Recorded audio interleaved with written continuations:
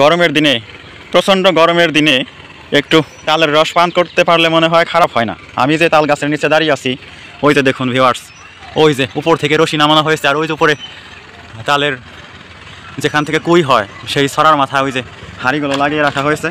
আর এই যে হাঁড়িগুলো কিন্তু এই রশি দিয়েই নামানো হয় নিচে। আর এই যে তাল গাছের সাথে যে মোটা বাঁশ বেঁধে রাখা হয়েছে, হ্যাঁ, কাঁটাওয়ালা বাঁশ, মানে এখানে বাঁশের যে কঞ্চির আগা, সেই কঞ্চির আগা মানে ফলার মতো, ওই ফলা বেয়ে বেয়ে গাছে ওঠে আর তালের রস এভাবে দুপুরবেলা নামানো হয়। এই যে দেখতে পাচ্ছেন খুঁটি, এই যে তালের খুঁটিগুলোকে এখানে কি সুন্দর করে সাজিয়ে রাখা হয়েছে। আবার ওই যে খুঁটি দেখতে পাচ্ছি যে কাঁঠাল গাছের সাথে ঝুলিয়ে রাখা হয়েছে, কি আজব লাগে তাই না ভিউয়ার্স। এখানে কিন্তু প্রচুর তাল গাছ, আমাদের এটাকে আমি বলতে পারি আমাদের ভাটিপাড়ার ঘুঘুডাঙ্গা হলো উত্তরবঙ্গের একটা এরিয়া যেখানে প্রচুর তাল গাছ রয়েছে। আর আমাদের এটা হলো ছোটো ঘুঘুডাঙ্গা, এখানেও অনেক তাল গাছ।